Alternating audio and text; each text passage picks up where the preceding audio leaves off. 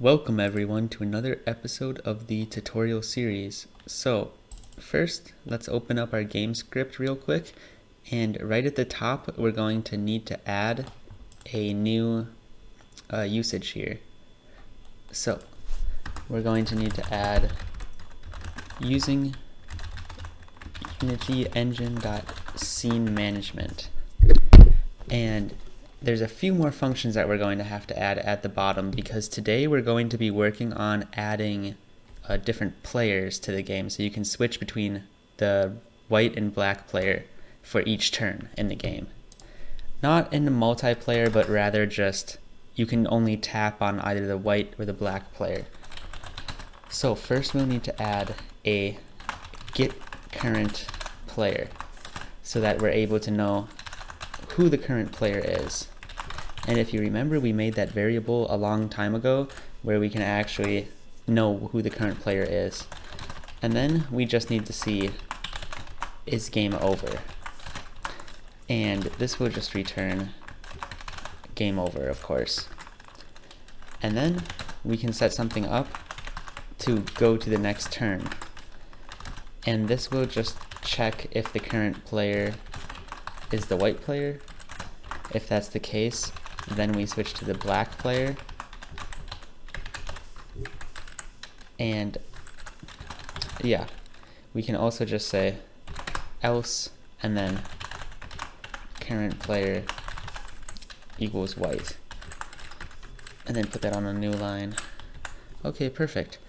And then lastly, we're actually going to need to use the update function, which is a built-in function that Unity has for us.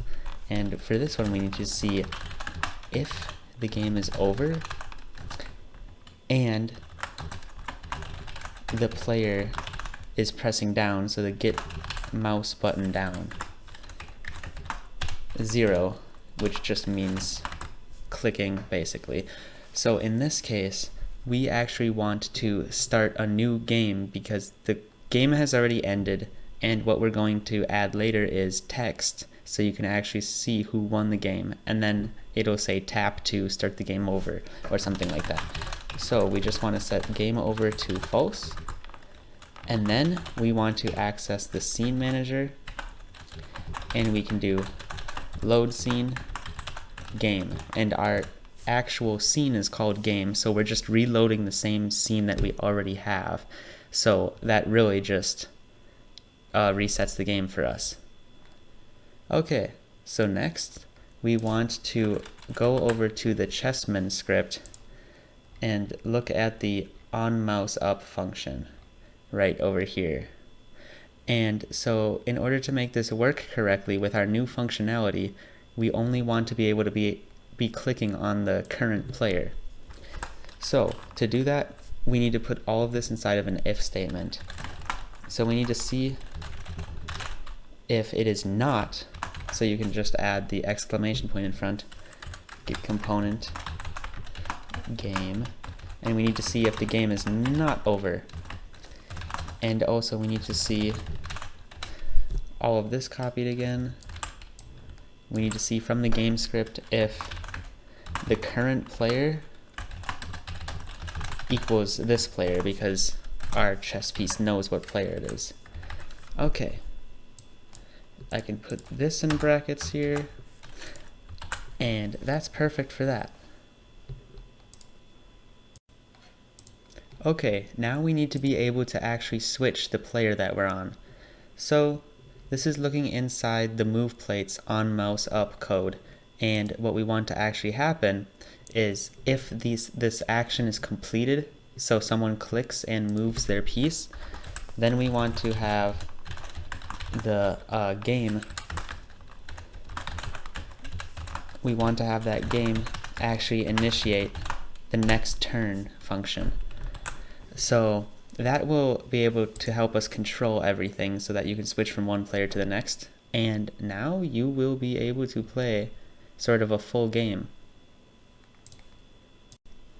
Now what we want to do is go back to our Unity game and actually add a new UI element. So click on Game Object, UI, and then select Canvas here. So a canvas is really useful in that we can draw text and stuff like that on it. So first click on the canvas and then add, or actually switch the render mode from screen space overlay to screen space camera. And then we actually want to drag in our main camera right here. And so you can see that the canvas is now sort of fitting the actual camera itself, which is exactly what we want to happen. Alright, now right click on canvas, go to UI and select text. So this is creating an actual text object, and we want to drag this up all the way to the top area over here, as you can see. And there's actually these anchor points too. We also want to move these up to the top, and we want to get those sort of right in place. Okay. Yeah, just like that. Alright, and next we need to switch the color to white so it can actually show up nicely. And we can also make the alignment center, and center like that. And then we can get rid of that text. And yeah, then after that, you can also find a font that you sort of like online and drag it into your Unity screen. So I'll do that real quick. Just adding a new font. You can just download one that you like from the internet if you don't like the default font, and try typing it out. Oh, I need to switch the font, that's right. So yeah, you can also just drag that font in right there, and yeah, find a font that you actually like.